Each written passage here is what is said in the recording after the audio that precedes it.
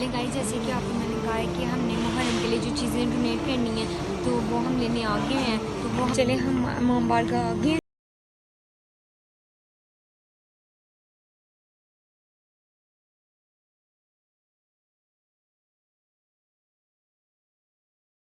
मुहर्रम आपको ना कोई वाक़या बताऊँगी। तो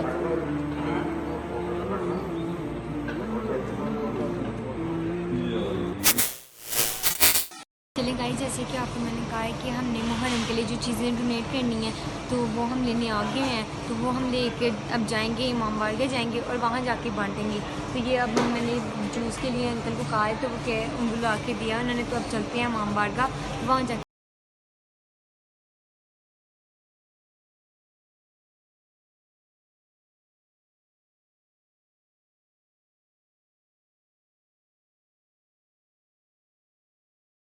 चले हम इमाम बारगाह आ गए हैं। तो अब हम इमाम बारगाह के ना अंदर वाला सारा आपको दिखाते हैं आज। चले ना अब इमाम बारगाह के ना अंदर जाते हैं, ठीक है। ये इमाम बारगाह बाहर से है, ठीक है।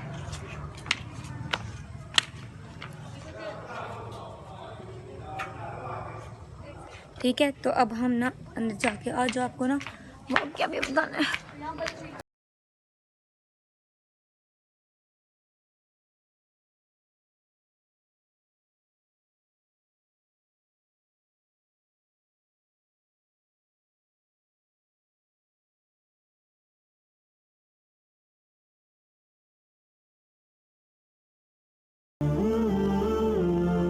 आज गाइस यहाँ सारे मतलब जो मर्द हैं वो सारे यहाँ मातम करेंगे।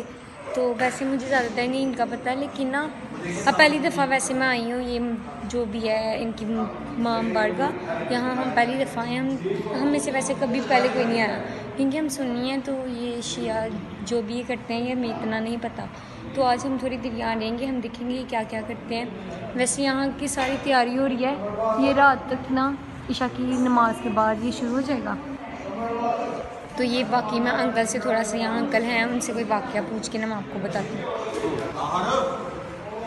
बेटा ये तो क्या मतलब चलता रहेगा, ये हुसैनियत भी रहेगी, यजीदियत भी रहेगी, रोकने वाले भी रहेंगे, करने वाले भी रहेंगे। ये तो आपके अपना है कि आपको कितनी शिद्दत से काम है, आपको कितना प्यार है, कितना ही मोहब्बत है। बात तो यह है कि अहले बैत के साथ जो कुछ इन्होंने किया है, रसूल की बेटी उसकी आगे से औलाद को मतलब 50 साल भी नहीं गुजरने दिए उसकी औलाद को, और इतना बड़ा। तो देखते हैं अंकल तो ये कह रहे हैं कि हम यजीद पर लानत बेचते हैं, ठीक है। तो अब मैं आपको उमर फारूक का वाक़या बताऊंगी। तो वो मैं याद करके आई हूँ, वो मैं आपको सुनाऊंगी। क्योंकि अगर मैंने पूरा मुहर्रम वैसे ना मैंने आपको ना वाक़या सुनाने आई, वैसे थोड़ा सा मुझे वैसे हिस्ट्रियों के बारे में पता है, वो मैं आपको बताऊँगी, ठीक है।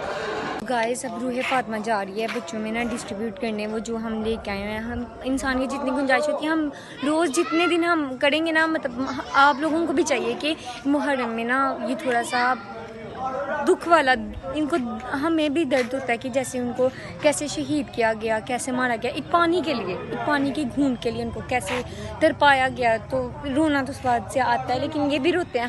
हमें भी सोगे मनाने चाहिए। इंजॉयमेंट तो पूरा साल ही आप लोग करते रहते हैं, लेकिन अब चलते हैं तो बच्चों में डिस्ट्रीब्यूट करते हैं वो चीज़ें जितनी हमें तौफीक थी। चलो रूह फातिमा शाबाश, चलो।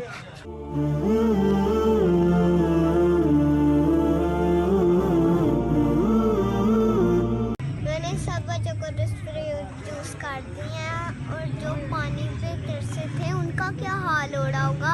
हम गर्मी में इतना पंखों के साथ भी इतनी गर्मी होती है, हमें इतनी गर्मी लगती है, आपको भी लगती होगी। तो उनका पानी के बगैर तो कोई जिंदा भी नहीं रह सकता।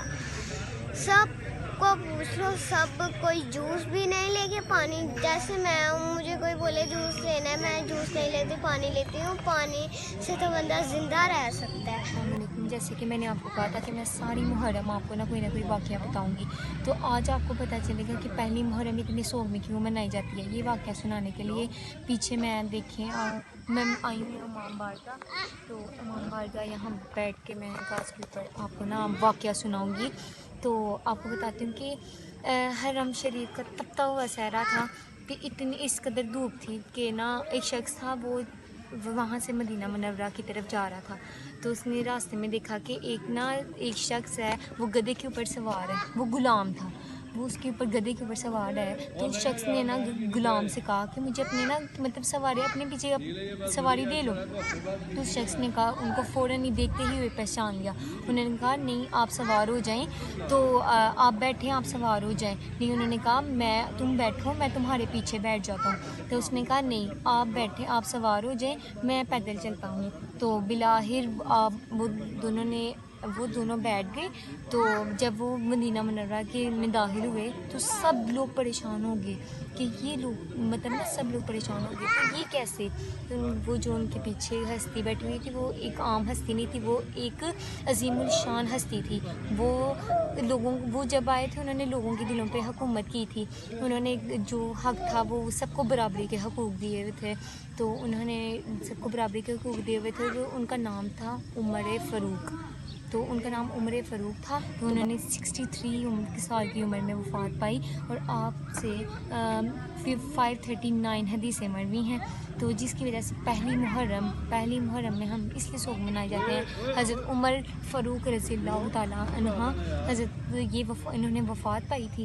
और कहते हैं कि अगर हज़रत उमर फ़ारूक ज़्यादातर मतलब रह जाते ना मतलब अपनी ज़िंदगी से ज़्यादातर, तो इस दुनिया में एक भी काफिर ना बचता।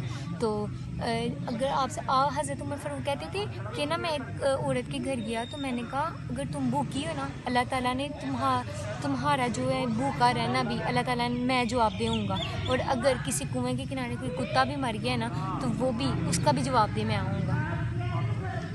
अब घर की तरफ चलते हैं। तो मैं बस आपको यही कहना चाहूँगी कि हम ज़िंदगी में बहुत मतलब बड़ी मस्तियाँ कर ही लेते हैं, इंजॉयमेंट बहुत ज़्यादा पूरा साल ही करनी है, पर ये थोड़े से सोखवें दिन मना लें क्योंकि हमारे प्यारे नबी के वो जो नवासे थे उन्होंने बहुत मतलब उनके ऊपर बहुत मुश्किलात आई, उनको बहुत बुरे तरीके से ज़ख्मी किया गया, मारा गया, नौज़ुबिल्लाह वो शहीद कर दिए गए। तो अब घर की तरफ चलते हैं। तो मैं और भी आपको रोज़ वाक़या सुनाया करूँगी। अगर आपको ये अच्छा लगे ब्लॉग अच्छा लगे तो उसे लाइक करें, सब्सक्राइब करें और अच्छे कमेंट करें। अल्लाह हाफ़िज़।